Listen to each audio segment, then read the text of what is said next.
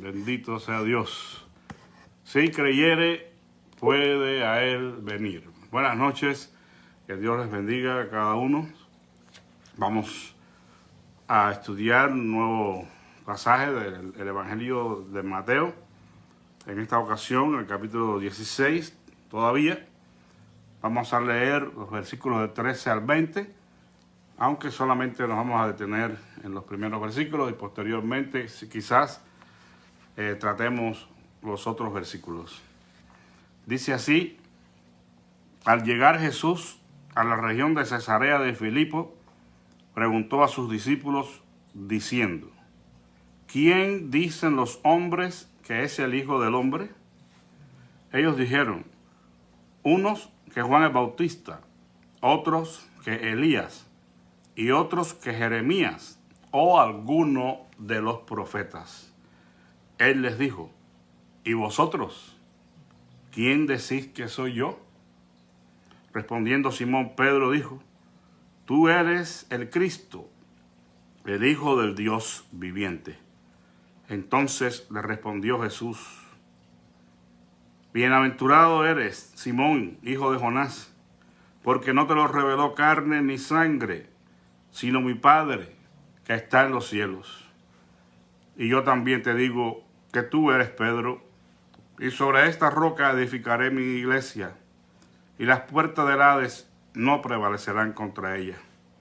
Y a ti te daré las llaves del reino de los cielos, y todo lo que ates en la tierra estará atado en los cielos, y todo lo que desates en la tierra estará desatado en los cielos.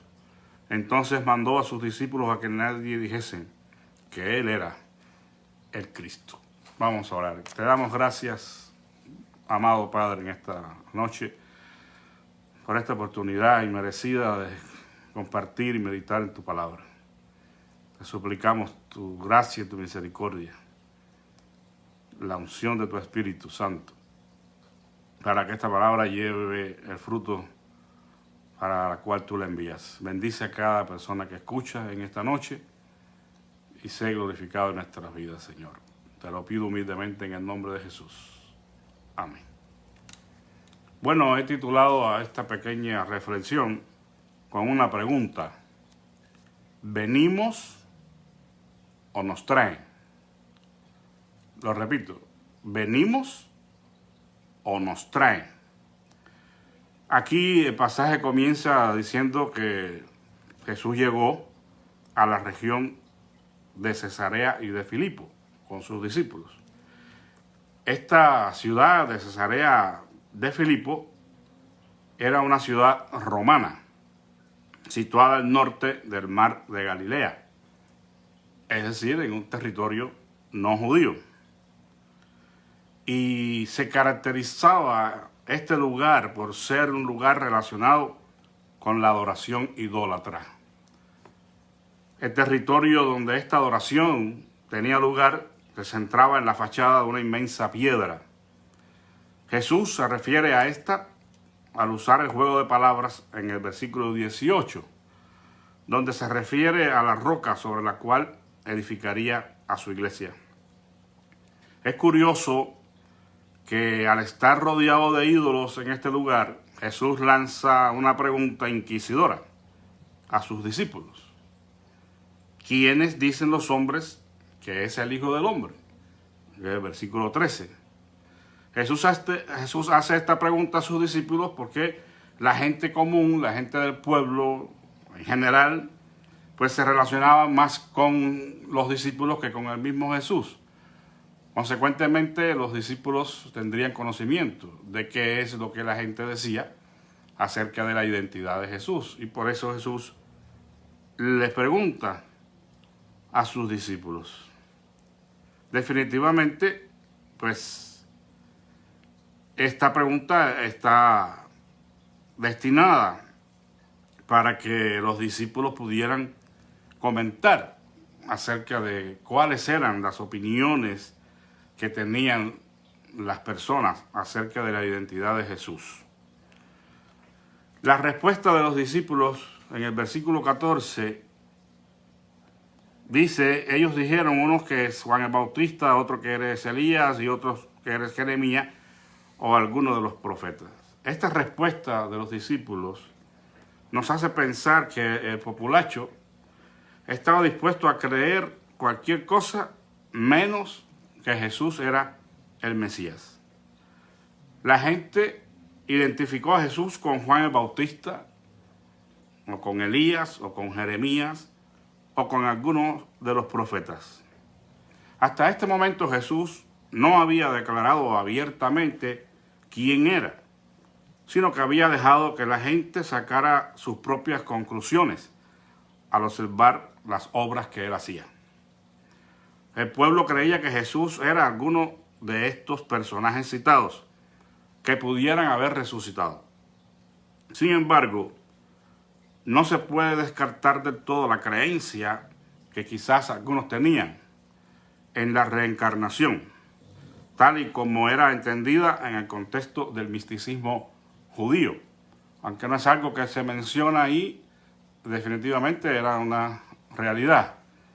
Esta creencia en algunos que tenían pues su confianza en escrituras extrabíblicas, donde el misticismo judío pues consideraba la posibilidad de la reencarnación, aunque diferente el concepto de la reencarnación en el mundo pagano, pero de eso no estamos hablando. Simplemente lo menciono porque es una posibilidad que algunos estuvieran creyendo que algunos de estos personajes, como Elías o Jeremías o Juan el Bautista, sobre todo porque Herodes había pensado eso antes, pues había reencarnado y no solamente resucitado. El consenso mayor es que se estaban refiriendo a la resurrección, habían resucitado algunos de estos personajes en Jesús. Jesús estaba sin dudas interesado en saber qué decían los hombres acerca de su identidad. Por eso hace la pregunta. Sin embargo, el verdadero interés del Señor estaba en saber cuál era la opinión que sus discípulos, los que habían caminado con él y lo estaban escuchando predicar y haciendo las señales que hacía, quería saber el Señor qué pensaban ellos acerca de su identidad. El Señor está muy interesado en saber qué es lo que piensan los que le siguen. Y mucho más particularmente en este caso, estos que eran sus discípulos. Porque estas personas iban a ser posteriormente los encargados de la predicación del Evangelio y el gobierno de la iglesia futura. Por eso es que enfáticamente Jesús se dirige a ellos y le pregunta, ¿y vosotros qué dices? ¿O qué decís? ¿Quién decís que soy yo? ¿Qué dicen ustedes? ¿Cuál es su pensamiento acerca de quién soy yo? Si nos damos cuenta en la pregunta anterior, en el versículo 13, Jesús se llama a sí mismo el Hijo del Hombre. Cuando él pregunta, ¿y quiénes dicen la gente que es el Hijo del Hombre? El Señor está haciendo uso de un título mesiánico, definitivamente, que ya en otras ocasiones él había usado para referirse a sí mismo. Por lo que en la primera pregunta ya el Señor por sí mismo revela su identidad como el Mesías, como el Hijo de Dios. Sin embargo, ahora que les pregunta a sus discípulos, no incluye esta cláusula. Jesús no les dice, ¿y ustedes creen que yo soy el Hijo de Dios? ¿O creen ustedes que yo soy el Mesías? Simplemente le dice, ¿y ustedes qué opinan? ¿Qué dicen ustedes de quién soy yo? Ante esta pregunta hecha directamente a sus discípulos, observamos algo muy curioso, ¿no? Que solamente el intrépido Pedro responde inmediatamente. Tú eres el Cristo, el Hijo del Dios viviente. Versículo 16. Todos conocemos las características de este discípulo, de este apóstol, Pedro. Un hombre sanguíneo, un hombre que era arrojado, una persona que actuaba inmediatamente, no la pensaba dos veces. Y por eso es que lo vemos cometiendo algunos errores. No siempre habló correctamente por esta característica de ser tan impetuoso, tan arrojado, tan irreflexivo, si se quiere. Sin embargo, también estaba demostrando ser alguien ferviente y osado, alguien que se aventura, alguien que da el primer paso. Y así lo vemos en la Escritura, en muchas ocasiones. Cuando también estaba el grupo de discípulos sobre la barca, azotados por los vientos, el que se dispuso a ir a donde estaba Jesús fue él. O sea que para buenas y para malas lo vemos en este papel de ser una persona irreflexiva hasta cierto punto, alguien osado, alguien valiente, alguien que temperamental,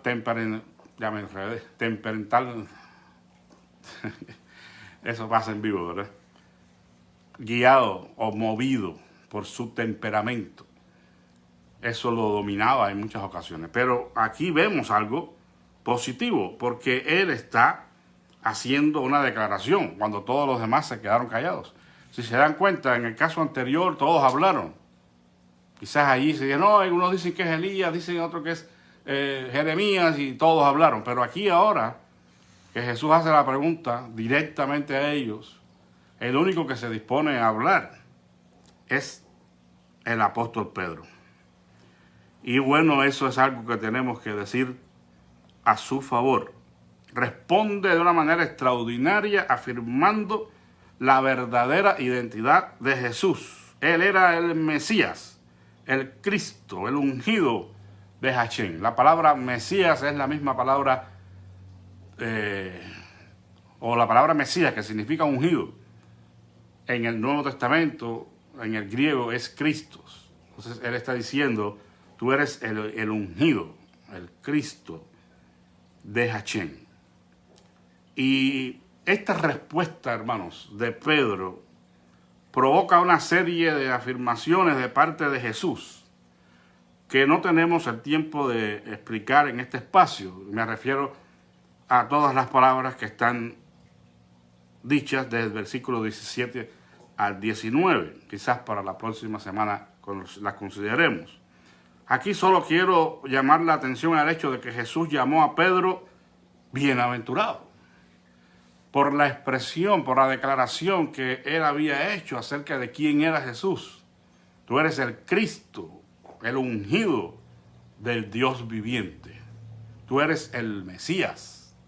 Bueno, esa expresión, esa declaración hizo que el Señor Jesús llamara a Pedro bienaventurado. Dice, bienaventurado eres Simón, hijo de Jonás. La palabra bienaventurado, Macarios, en el griego, es una palabra que significa inmensamente feliz, dichoso.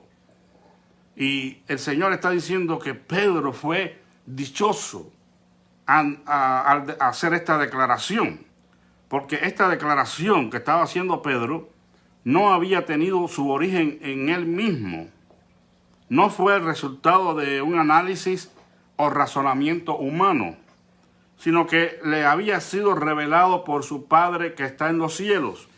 Dice el versículo 17, entonces Jesús le respondió, bienaventurado eres Simón, hijo de Jonás, porque no te lo reveló carne ni sangre, sino mi Padre que está en los cielos. O sea, no fue nada humanamente generado. Fue una declaración que no fue resultado, nuevamente, repito, del análisis y del escudriñamiento de la Escritura. Pedro no llegó a esa conclusión haciendo un análisis, un estudio, una reflexión. Simplemente hizo una declaración que le fue revelada de los cielos y que afirmaba la verdadera identidad de Jesús. Pero que a la vez esa declaración formó parte inmediatamente de la creencia, de la fe que se estaba generando en Pedro. Quizás ya él había llegado a esa conclusión, pero ahora, movido por el mismo Dios, hace esta declaración.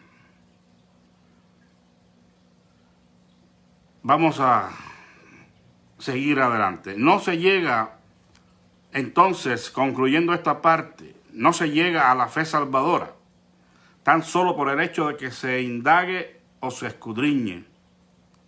No es la búsqueda del hombre por la verdad lo que hará que éste encuentre finalmente a Dios.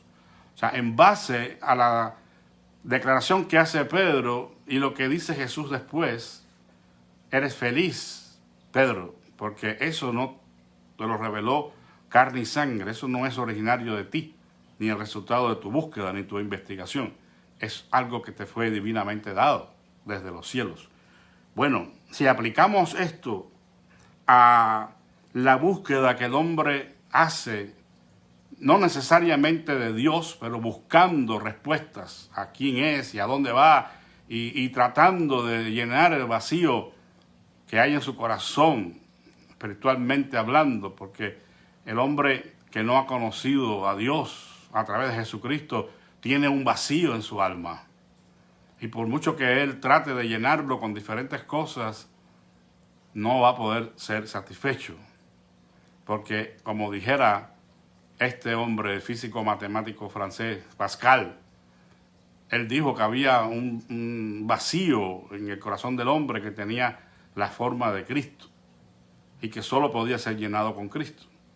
Es como la ficha de un rompecabezas, que ese hueco que hay allí en ese rompecabezas solo puede ser llenado con una ficha. Usted no puede poner otra ficha. Por más que se parezca, siempre va a ser incongruente con el resto de rompecabezas.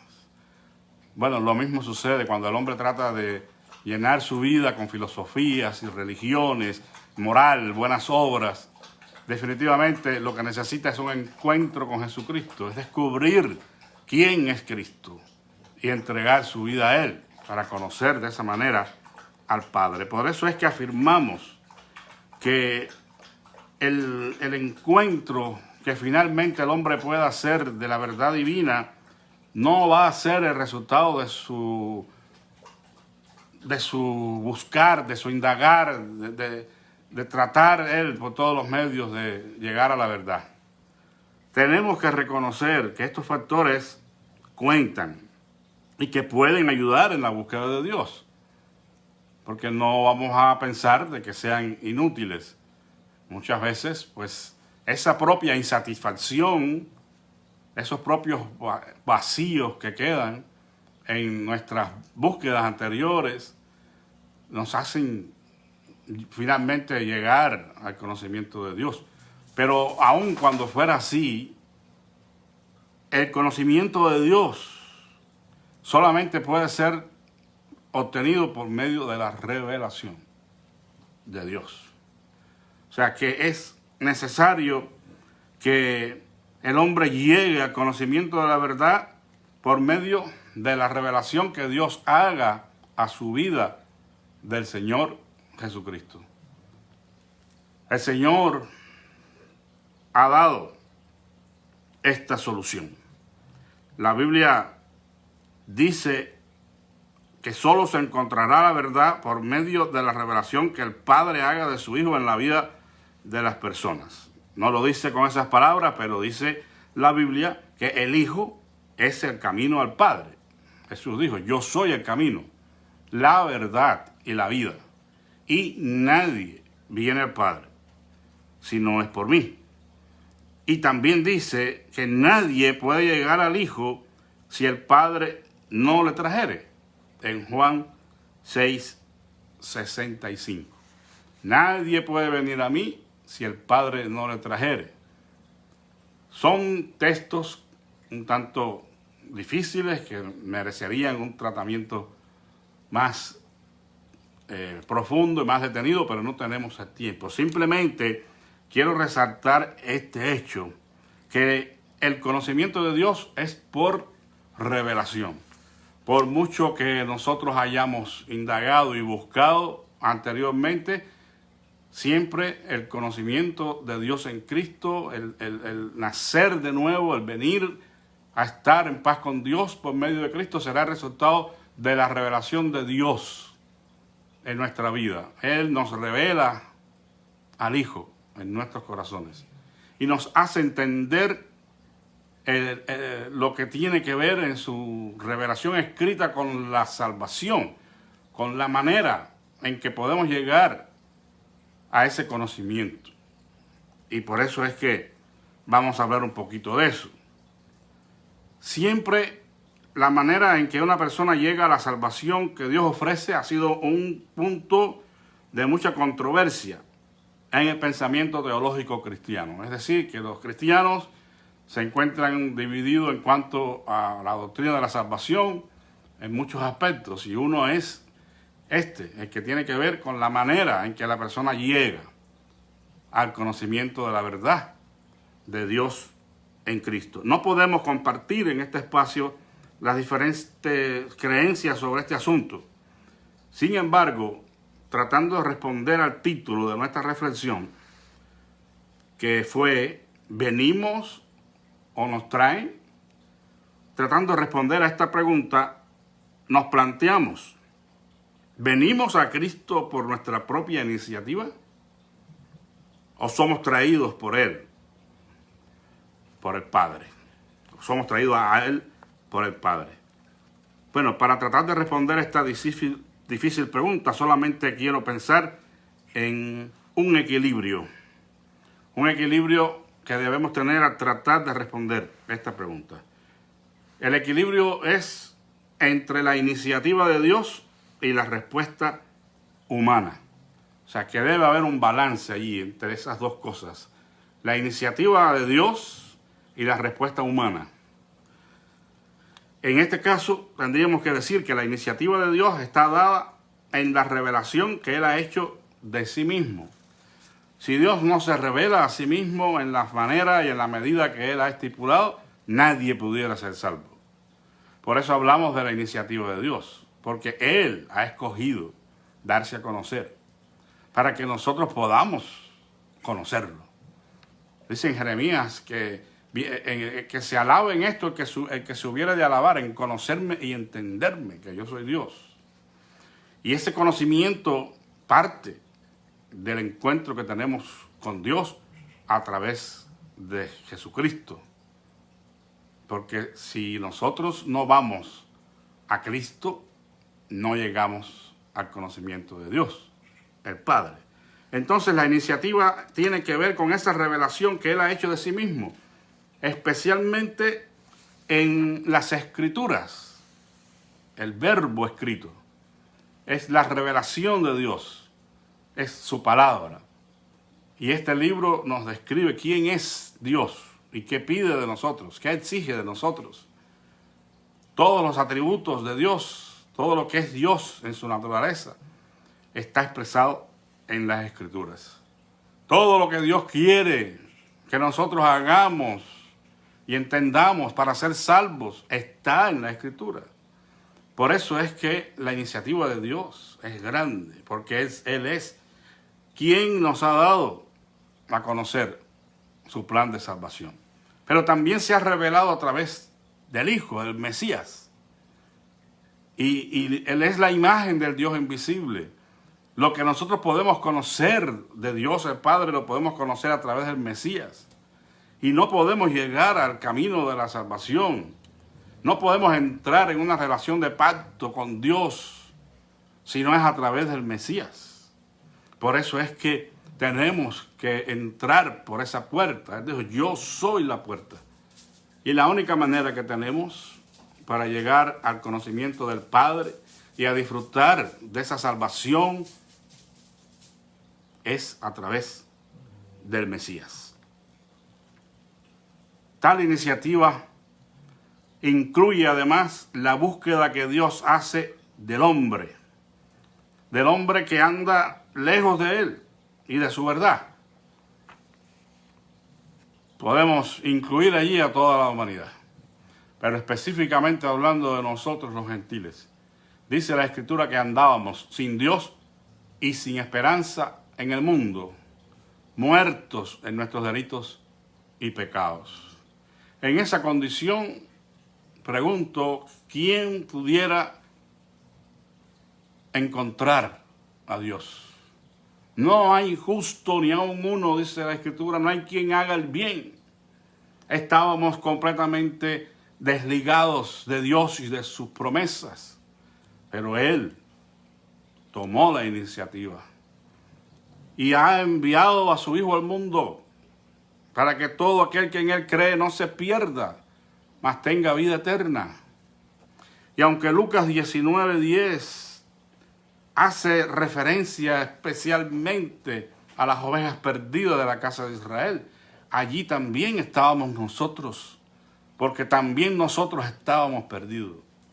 Y allí dice en Lucas 19:10 que el Hijo del Hombre vino a buscar y a salvar lo que se había perdido. Por eso es que Dios tiene la iniciativa, Dios se revela a sí mismo, Dios hace todas las cosas y hace todos los ajustes necesarios y hace todas las disposiciones para que nosotros podamos llegar al conocimiento de Él y a la salvación de nuestras vidas a través de el Mesías Jesucristo. Nosotros tenemos que atender a esas disposiciones de Dios. Hablando específicamente a los judíos que dudaban de su mesianidad, ahí en Juan 6, Jesús, citando a los profetas, les dice que los que vendrían a Él antes habrían sido enseñados por su Padre, le habrían escuchado y habrían aprendido de Él. Juan 6, 45. Es decir, para todos los seres humanos, incluyendo a aquellos judíos a los cuales Jesús les habló directamente, y también a los gentiles, esta es una premisa fundamental para llegar al conocimiento de Dios en Cristo. Todos necesitamos de alguna manera haber escuchado de Dios y de su plan de redención para con la humanidad.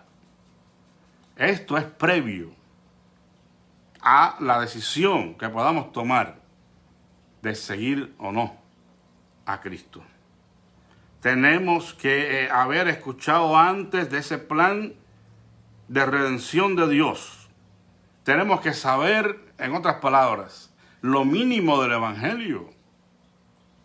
Si a nosotros no se nos predicó de esa forma, quizás por la bondad y la misericordia de Dios llegamos un día a tener la revelación de Dios a nuestra vida. Pero es inconsecuente porque ¿en quién estamos creyendo si nosotros solamente repetimos una oración? de aceptar a Cristo, como algunos hacen. No, tenemos que ser confrontados con la realidad del Evangelio. ¿Qué dice el Evangelio de mí? ¿Qué dice la Biblia de quién soy yo y en qué condición me encuentro? Porque de otra manera no podremos caer en conciencia de quiénes somos y cuán culpables somos de haber violado el mandamiento de Dios. Es la función de su palabra en este caso. Como dice Santiago, nos miramos en un espejo y consideramos nuestro rostro natural. O sea, tal y como somos delante de Dios, espiritualmente hablando. Y eso nos lleva entonces a una actitud de arrepentimiento. Ponemos la confianza en ese plan redentor de Dios y en la persona de Cristo, que es clave. Por eso cuando se nos predica el Evangelio, se nos tiene que hablar de esto. Y si usted va a predicar el Evangelio, tiene que hablar de estas verdades a la gente.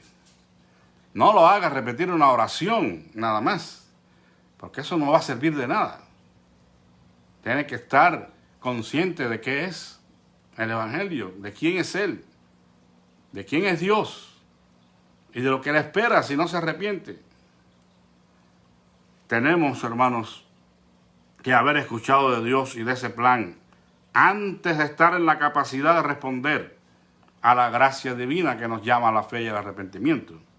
Esa capacidad que es también divinamente otorgada, porque es Dios mismo quien nos capacita para que podamos responder a su gracia, para que podamos arrepentirnos y depositar nuestra confianza en Cristo.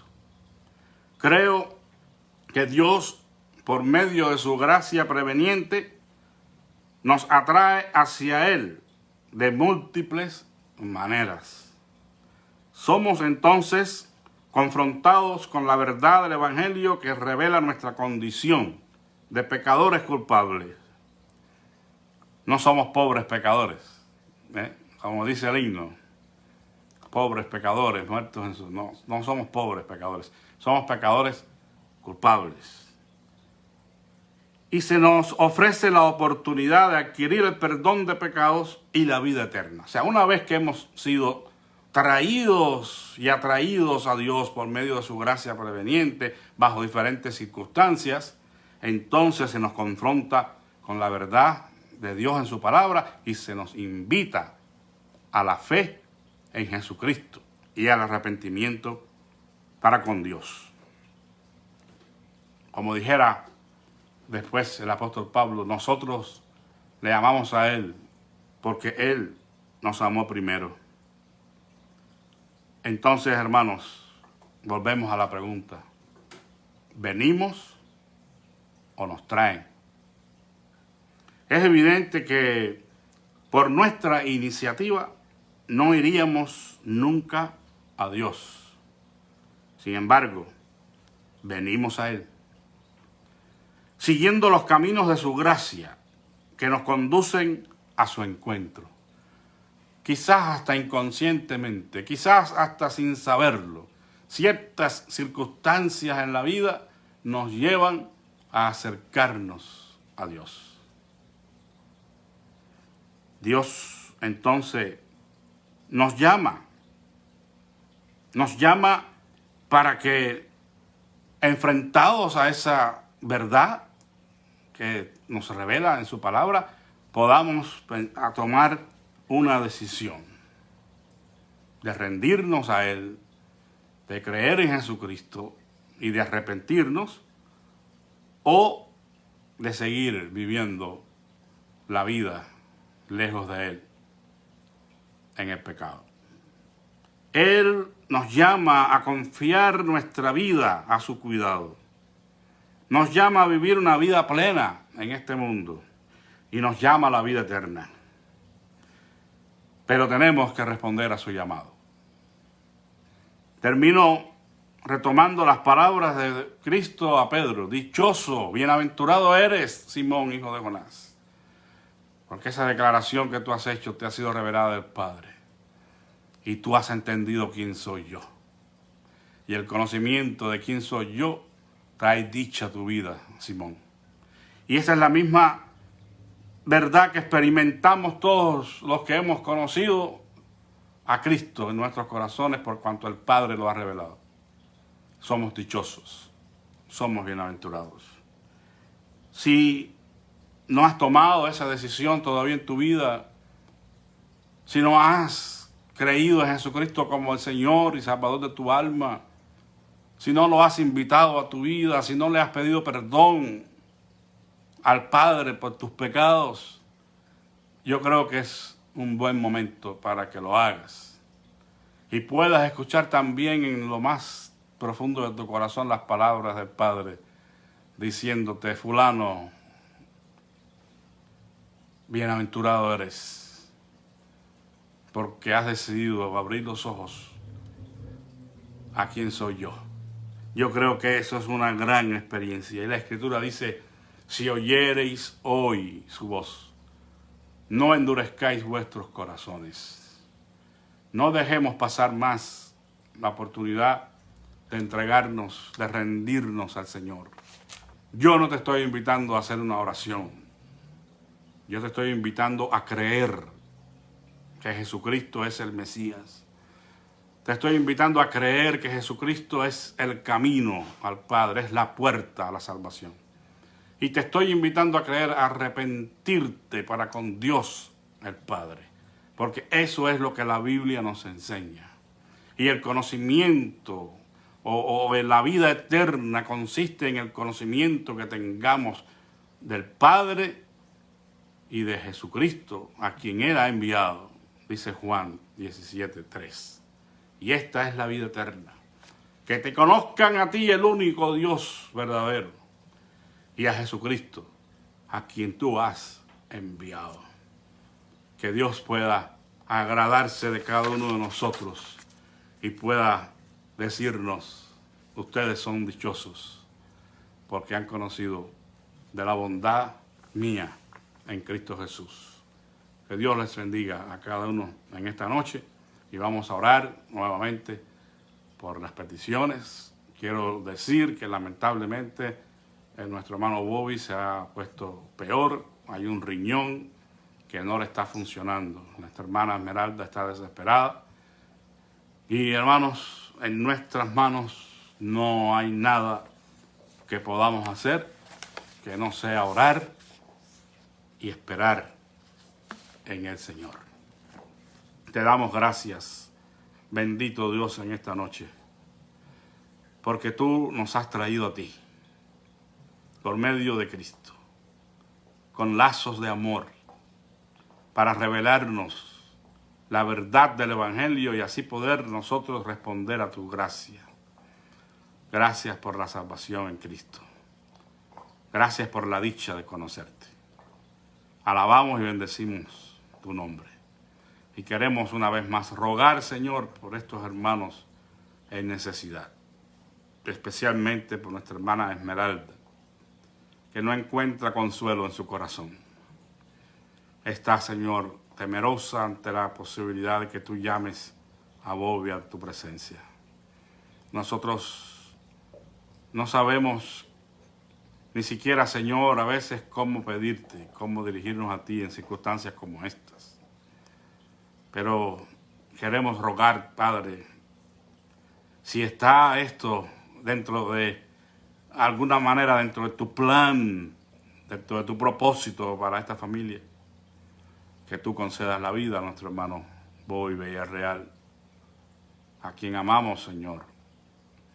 Y seguramente, Señor, su esposa estaría sumamente agradecida. Sin embargo, Padre, sabiendo que tú eres el soberano Dios todopoderoso y que sabes realmente lo que necesitamos, ponemos este asunto en tus manos y pedimos que seas tú, Señor, quien determine lo que vas a hacer con Bobby. Sabemos, Padre, que hay poder en ti para todo, aún para levantar de entre los muertos. Por eso, Padre, confiamos en que de alguna forma tú te vas a glorificar en este asunto y nuestra hermana recibirá la fuerza, la consolación que necesita. Te pedimos por aquellos que siguen, Señor, siendo víctimas de este virus. Yo te ruego en el nombre de Jesús, Padre, que tú tengas misericordia de la familia. Acabo de leer de este matrimonio de pastores en Ecuador, creo que fue, que han partido, Señor, a la presencia tuya, víctimas de esta enfermedad. Te pido que consueles a la familia, Señor, y a la congregación de estos pastores. Te ruego, Padre, que tú envíes una lluvia fresca de los cielos, donde tu misericordia nos alcance y pongas fin a este asunto, Padre. Oh Dios, rogamos que tengas compasión y misericordia. Pero sabemos que todo esto tiene que suceder y solamente rogamos que la fe nos falte y que tu gracia nos sostenga. Acuérdate de las demás peticiones que tenemos delante de ti en favor de nuestros hermanos y nuestros amigos necesitados. Te lo pedimos humildemente en el nombre de Jesús. Amén.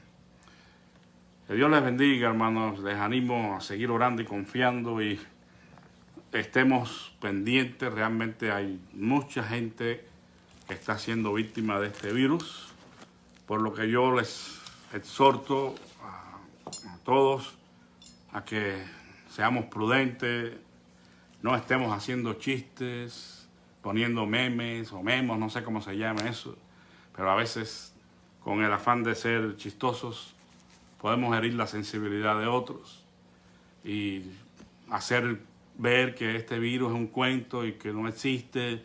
Eso no debe ser, porque aunque existiera cierta manipulación política, la verdad es que el virus está y estamos teniendo la noticia de las personas que están siendo víctimas de este virus. No esperemos que llegue a nuestra casa para tomar seriedad en el asunto, porque cualquiera de nosotros puede resultar infectado. Sensibilicémonos con los que sufren, tengamos respeto y consideración. Que tengan una linda noche. Dios les bendiga mucho. La paz de Cristo sea con todos.